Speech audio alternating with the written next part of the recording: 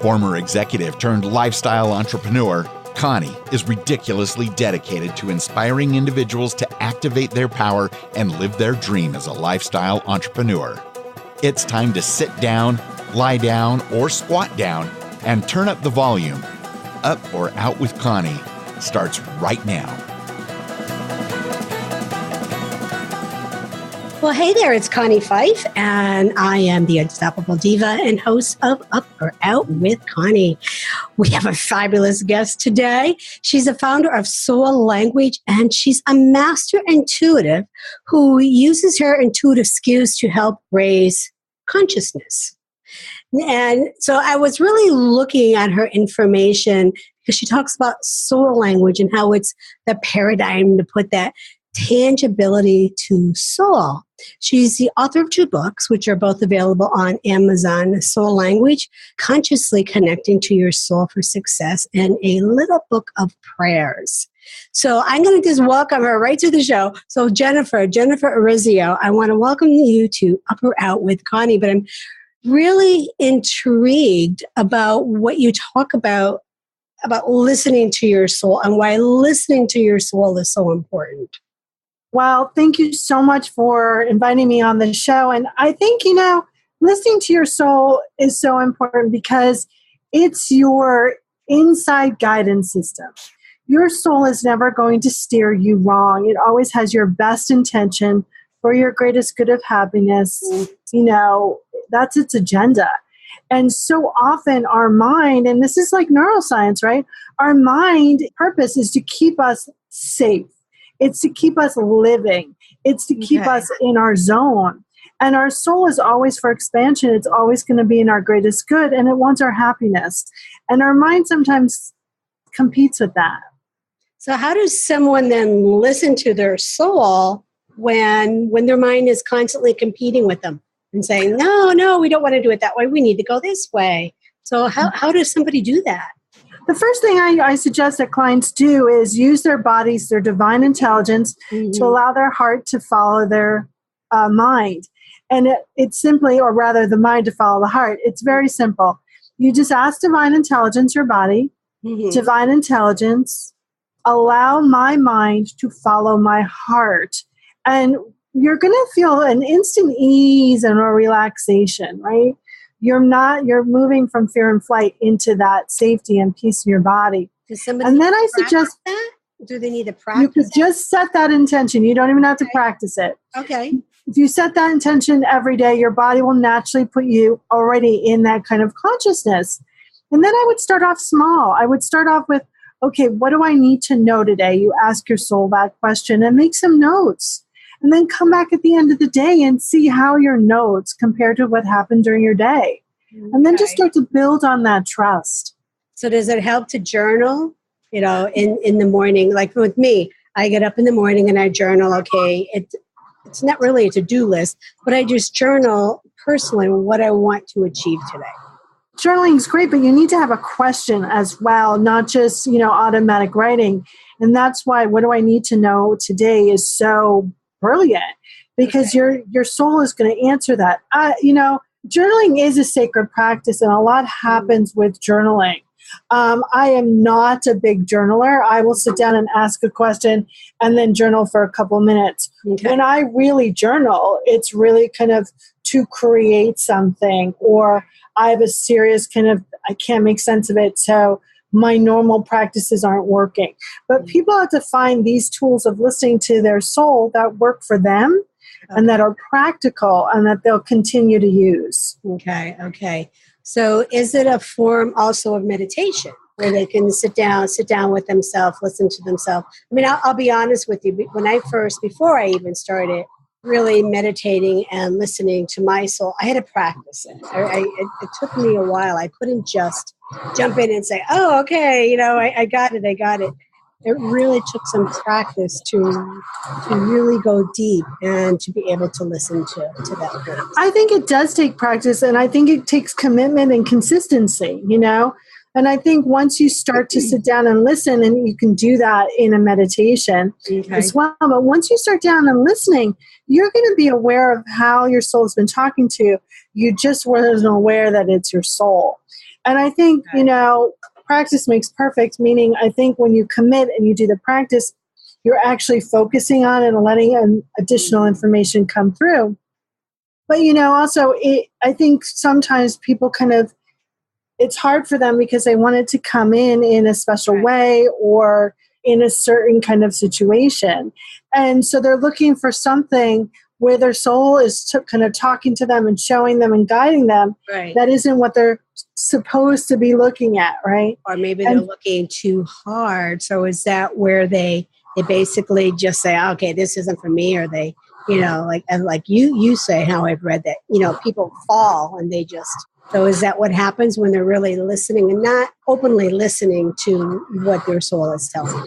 Yeah, I think people fall down because they quit just before the miracle happens, right? Okay. They want instant gratification, and they don't give a time for themselves to kind of build up and actually commit to it. Once you commit to a sacred practice, and you extend it, it's just not for challenges and emergencies. It's to create a better sustainable life. And that builds on everything else. So, your kind of struggle wasn't built over in a day. Right. So you should give yourself kind of a break and allow that connection to happen and to practice it. And if you're having a real hard time connecting anyone out there, the best place then is to connect in the shower. Because your mind is busy doing other things, and with the water and the ionization, it really allows that intuition to be full frontal. And that's why everyone gets so many bright ideas in the shower. It's just a perfect storm of listening to soul. So instead of singing in the shower, everybody thinks it sounds so great in the shower and they're singing. So, okay, that's interesting. I never heard that put that way. That is so stimulating. And because I do now, a lot of ideas will come to me in the shower, or I go to spinning classes almost every day, and I actually will sit there, spin. I can hear what's going on with the instructor, but I'm also really deep meditating at the same time. Yeah, it's probably that, once we allow that mind to focus on what we really want to be guided with, it will do that. It will follow that. And that's really what's great about the mind, right? Yes. You give it a task, it will complete it. Right. I also a big idea time or a big intuition, listening to your soul time is that twilight, right? Just before you fall asleep, but you're not really awake. Right.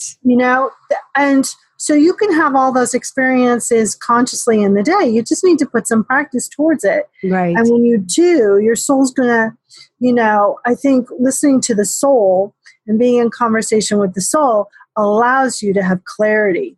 And so often people are like, well, I don't understand. I don't have clarity. I don't know what to do. And it's all within us. Right. We just have to pause and listen. Right, and find it in there. That great information. You could do it anywhere. Like you said, you don't have to just sit down and like I've done it in the line for the grocery store. Right. Somebody said that to me. They're like, I just can't do that. I just can't sit there. I said, I do it at spinning class, and then the music is loud, and I just go into my own place. My husband, he'll even laugh at me. We'll come out of there and he'll say, so what great pyramid did you build today? Because he knows that happens, and he could sense, because he's there with me, and he could sense when I'm really gone deep. And I'll even close my eyes, but I still keep up with the class. So that's what he laughs at me. He's like, but you don't miss a beat, you just keep on going. I'm like, but I'm subconsciously listening, but at the same time I'm in my own place at that at that point, at that moment. So yeah, you could do it anywhere, and people are doing that all the time anyway, right? We are creating all the time, right? You might as well focus on creating what you truly want, rather than focus on creating doubt or fear. And that is just an obstacle or a way or a structure of, our mind keeping us safe and keeping us moving forward, right? Right. The thing is, we're not being chased by bears anymore. That's right. And so that the mind has to have something to keep us kind of in alignment and keep us, okay, you're on the path of the living, keep going. Right. And just keep on going, keep on going. So, Jennifer, I have a couple of sentences I would like you to complete. All right.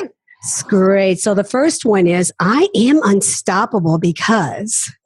Oh, just because I'm me. Because you're you. Love it. Love it. I can get more done in 15 minutes than most people can all day long. What's your secret to that? Because I get asked that question a lot too. And I'm like, I have my calendar. Everything goes on my calendar. Even my dates with my husband are on my calendar. Well, I'm going to steal that one idea.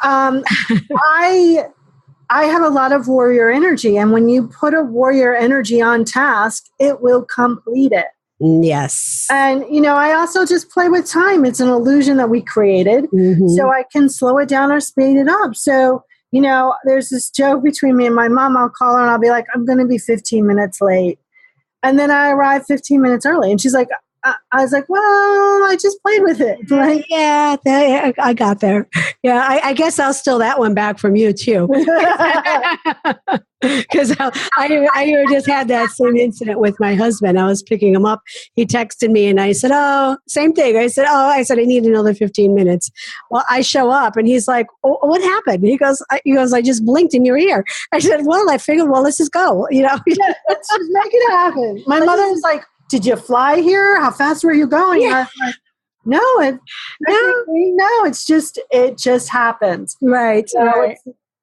That's what truly, part of being in the flow is. It's knowing that you're in present time and here's where everything happens and you're the creator of the own universe. So let's play with it. And I think so often people make creating, receiving, living their life, death and life experience. And it's supposed to be fun and it's supposed to be blissful. And, I think we care a lot about a lot of needless stuff. Yes, because that went back to, what I was doing at the moment wasn't as important as getting to see my husband. Right. Yeah. Yes. So actually it wasn't, getting to see him, but I knew if I didn't go for him, he would walk. Yeah. And in the 100-degree weather that we're having right now, I just didn't want him to walk. No, that's not good. So I was like, you know what? It's not important what I'm doing. I'll go get him. So what's your favorite success quote or business quote? What's your favorite quote? Well, it's the one that rolls across my computer screen in sleep mode. And I call my higher power God. Okay. And so it says, with God, business is good. Oh, I love that. Love that. Might steal that one too. So what's your process for evaluating opportunities? That's a really, really good question. My process is different for a lot of different aspects of my life.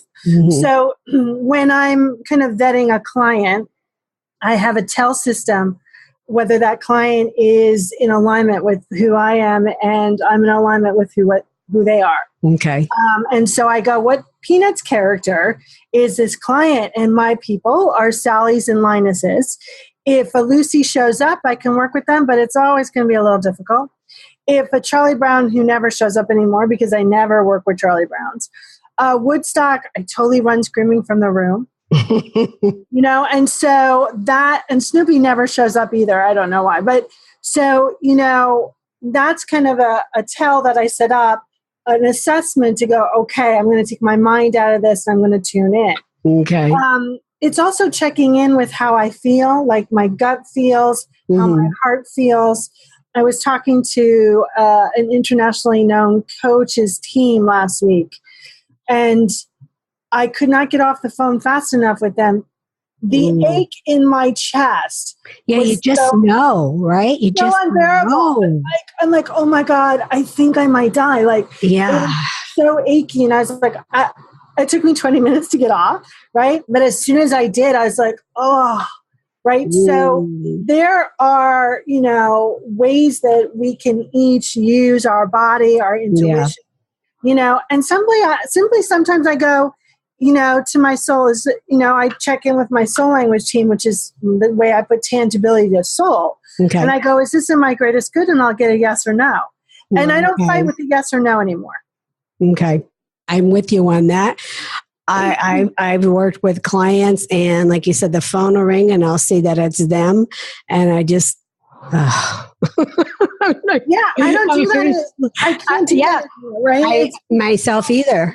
I recently made some changes. I took a look at some clients I was working with, and I went, check, okay, we're done. You're out of here. You got what you came for. And they were just draining. I mean, it just takes away your energy, and I just don't want that anymore.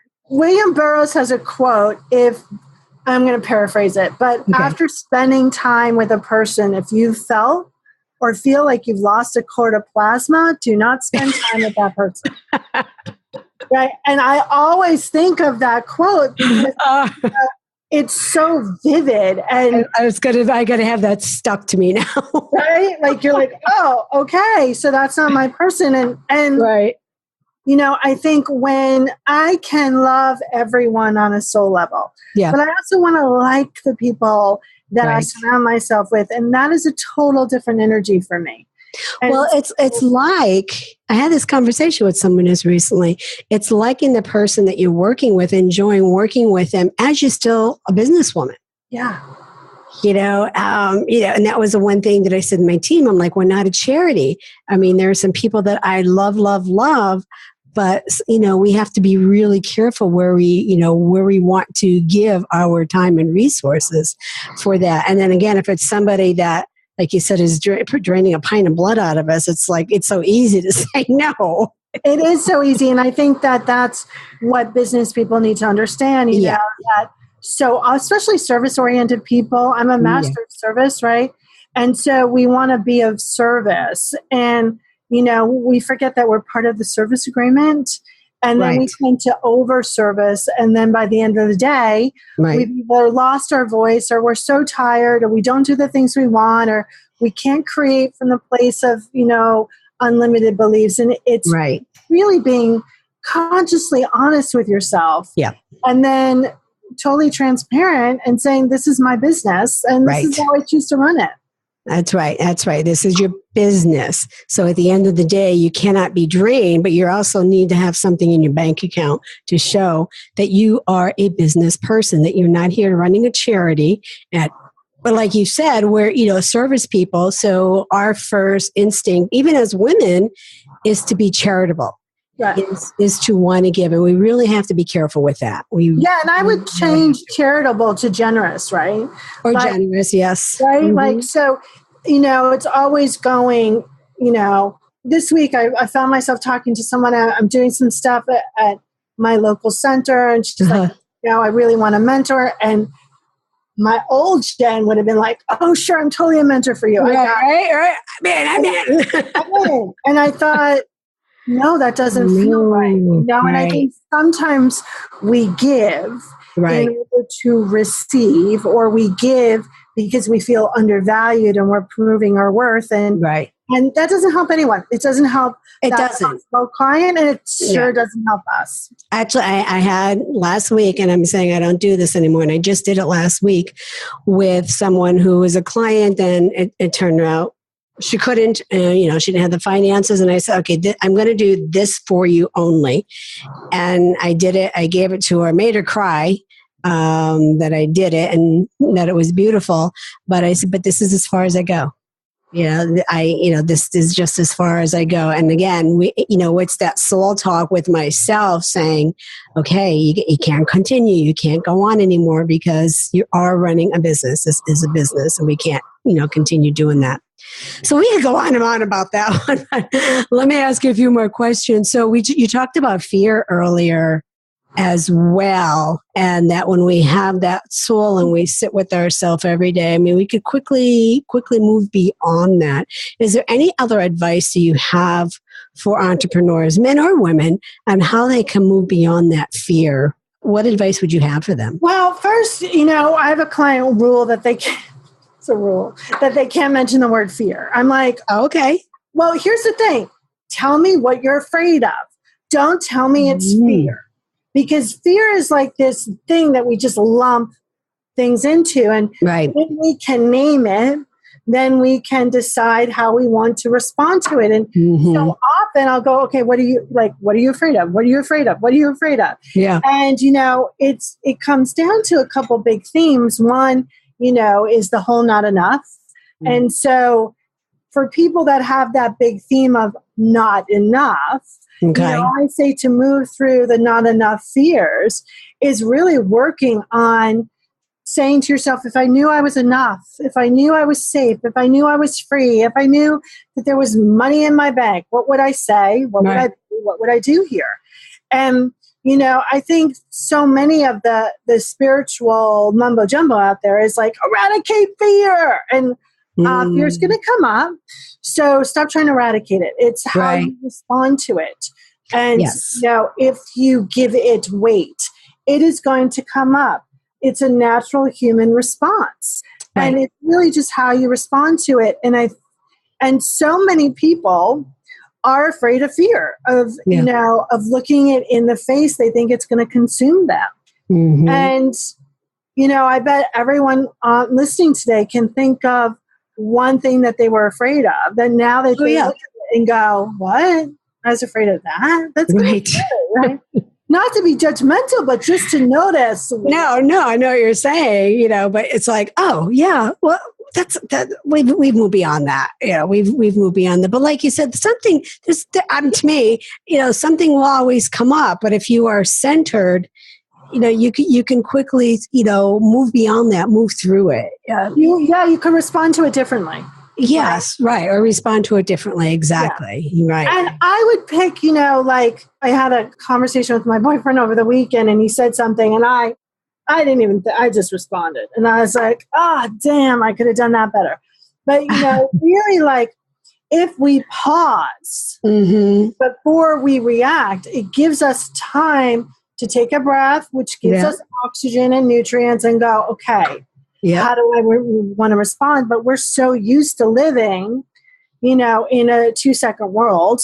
And again, the girl that can get done more than anyone in a day, right? Right. So used to like boop, boop, boop, boop, boop. That I've had to learn to pause and go, okay, my humanness wants to tear this person's head off. But what's that really about? Because that's really about me, right? So for business, I know for me, one of my fears when I left corporate, because I was a CEO and all of a sudden I was interviewing, nothing was happening. And all of a sudden I was like, okay, well, I'm going to start a business. And then I sat down, then that's when the fear hit me and I went, what the hell am I going to do? I was like, what? But what am I going to do? I don't know what to do. I've been a corporate CEO for 25 years and I don't know what to do. So I became a seminar junkie, but that really gave me my confidence back, because after losing a job, getting kicked in the butt like that really knocked me down. Yeah. And I needed to get that confidence back. And I no longer had a team, to say, do this, do this, do this. I had to figure it out how to do it myself.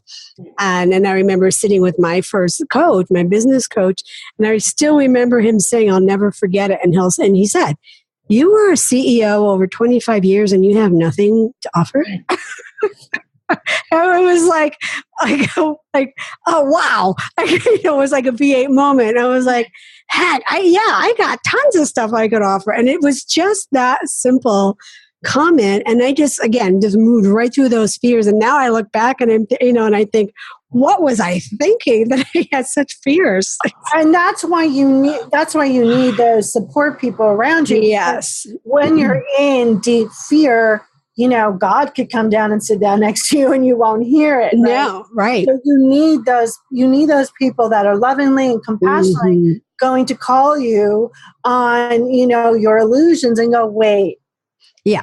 Didn't you just say that? I remember about 10 years ago when I called a friend, I was like, I'm not intuitive anymore.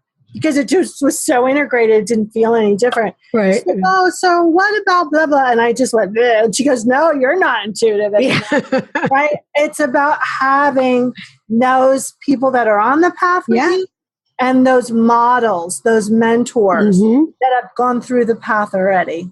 Yeah, and it's ones like you said that will call you out, and really say like okay, nonsense. You've done this. You know what you're doing, and sometimes, like I said, it's could be a lack of confidence, or maybe you're just thinking, okay, maybe I'm supposed to be doing it a different way, but you don't. You do it the way that works for you. Exactly. And that was the biggest thing that I learned. So Jennifer, because of who you are, I have to ask, will you ever be satisfied? I think the soul is always going more. And I think we're always expanding. I'm satisfied on most days, but I'm also in a serious discovery and want to experience more. So I'm always highly intuitive. I'm a very creative being. So I'm always creating. So there's satisfaction in every day. Okay. I'm not complacent. I think that would bore the heck out of me. But I am satisfied, and I'm also full of discovery. I think there's a beautiful combination, and I think that is beautiful. I think entrepreneurs need that combination so they can get into the flow. Yes, absolutely. Otherwise, they'd be still sitting in corporate. Yeah, shivers. Yeah, doing the 9 to 5. Shivers. No, that's my safe place. And that's the other thing too. I'm thinking, what was I thinking all of those years working a 9 to 5, and now I work, who knows what hours I work during the day. And I have to tell you, I feel the same way. Like the thought about going, it's not even a thought that can be comprehended. I thought about it recently. I was there. Yeah, right. And I, and then I'm thinking, what was I thinking? Well, I think it's also nice to be wanted, right? Yes. Capacity. And I have such a freedom of how I shape my day and my time that, but that's not why I wouldn't go back into corporate America. I don't think that I could answer to anyone ever again. I wasn't good at it when I was in corporate America. I know. I'm not going to be good at it now, right? And, I know. But I wouldn't trade those corporate America days for anything, because I have some really great core friends from it, and I learned a lot. Yeah, I loved what I did. I really did. But now that I've stepped into, I always say that I stepped into this through the back door because it wasn't my, original intention. But now that I'm here, and even though, I said I was asked recently, and, for a brief moment, I did consider it. And then afterwards, I was glad that we decided it was not a fit, because I just kept thinking to myself, what was I thinking? A couple of years even if it was for an interim, interim, right? Years ago, my friend of mine was like, I'm overwhelmed. I was like, well, I got a couple days. Yeah. I can help you out. And I noticed that when I was helping her out, I was like so stressed out. I was like, oh my God, I'm so stressed out. Oh my God, what if I make a mistake? I'm like, what the heck is going on here right now? And I realized, wow, that put me into instant stress. Yeah, you're like, this is what it's like.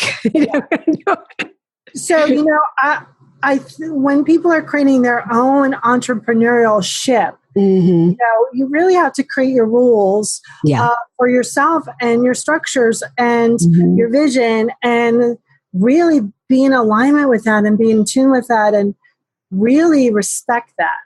I think you respect it, respect yourself. Also, you do need to have that discipline. Especially if it's early on in that transition. And again, for me, I worked more than 9 to 5. I worked ungodly hours, and I was always traveling, always on the road, nights, weekend. You name it. So then when all of a sudden it was like, oh, I'm working from home. Oh, okay. What do I do? Okay. I'll still go to the gym in the morning. And then I was setting the alarm clock to make sure I would stay in my office until noontime and then make sure I took a lunch. So, I quickly was able to adapt to it. Yeah. My day today was amazing. I hung out with my boyfriend until 11 where he left, and I did, I'm ghostwriting a couple of books, so I did that. And, I kind of putzed around. I did some other things, like tomorrow's a packed day. But it's when you understand that you are loved and supported, and this is why you want to listen to your soul, right? Right. When you're loved and supported and you're provided for, you're in that energy so often. Yes. That you don't. Several years ago, if I took off the morning to be with my boyfriend, I would have not enjoyed any moment of it. Right. No. And I did not even look at my phone once. No, because you'd be like, I got to go. I got to get work done. I got to do. But then unless you're productive, and how I've learned too, and it sounds like you've done the same thing, I am productive when I need to be productive. Yeah. And I'm able to take that time away. Like for me, working out in the morning, I've expanded that working with the personal trainer. So my office hours technically don't start till 10, but I do a lot of late night phone calls. Late night meaning I'm on Pacific Coast. So I'm doing 5, 6, 7 o'clock calls, to adjust with all the different time zones. So I'm very productive when I need to be, but I also know when I can take some of that time away. Yeah. And that's about loving yourself and listening and trusting that if you step away or you really accept something that you desire, right, that the universe is going to rise up to meet it. And I think that takes practice and it takes commitment. It does take commitment. The other thing that benefited for me is that when my mom took sick, so she's gone now for 2 years, but when she got sick 2.5 years ago, I was able to take that time away from the business. I mean, I did some phone calls and some things I kept on going, but I spent 80% of my time was committed to being with my mom. If I was working my 9 to 5, I would not have been able to do that. No. Just would not have been able to do that. But Jennifer, we need to get on because we're like at the end. I know we could just keep on talking. So what's next? Where do you go from here? And I know you have the 2 books out, and also share the information on your books. Thank you. What's next? So we're up to 16 practitioners of soul language. Oh. So more training of soul language practitioners. Okay. We've got a talent summit coming up in September, which is really cool. I've been writing a lot. I love to write. So writing marketing materials for people who know their soul languages because it's just so easy for me. Okay. And in November, I'm traveling to Barcelona, which I'm so excited about. So there's a mix of a lot of creative stuff happening and a lot of personal creativity of just being. Okay. Which is cool. Cool. Well, if you need a connection in Barcelona, my assistant happens to have a place there and here in LA, but she also has a place in Barcelona too. So how fun is that? Yeah, I know. I have an open invitation to go, and so I'm planning. Trust me, I'm planning. Well, enjoy that. So, Jennifer, I just want to thank you for being here. And I just admire the work that you're doing to help people to really listen to their soul. Thank you. It is so important. I'm actually extremely lucky. I get to talk and teach about a subject that I'm passionate about, not just for others, but because I want to learn more. So thank you. I'm really lucky. And thank you so much for allowing me to, talk to you today and have fun. Well, thanks for being here. And for all of our Up or Out listeners, this is your opportunity to decide if you want to go up or go out.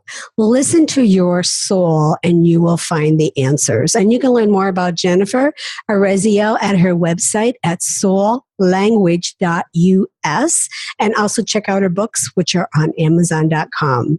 And this is Up or Out. It's a brand of the Fife Group. And our mission is helping you find the courage to unlock your inner power, regain control of your life, and insanely grow your business and not just a glorified job. Thanks for being here and keeping a pulse on today's hottest news for lifestyle entrepreneurs. I'm Connie Fife, your unstoppable diva. Until next time, activate your power and know that we are unstoppable together.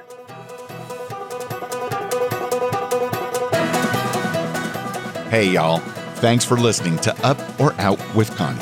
If you like what you hear and would like to be a guest, email the team at bookme@uporout.com. Learn how you can activate your power activatemypower.com. We'll see you over there. Activate your power and be unstoppable together.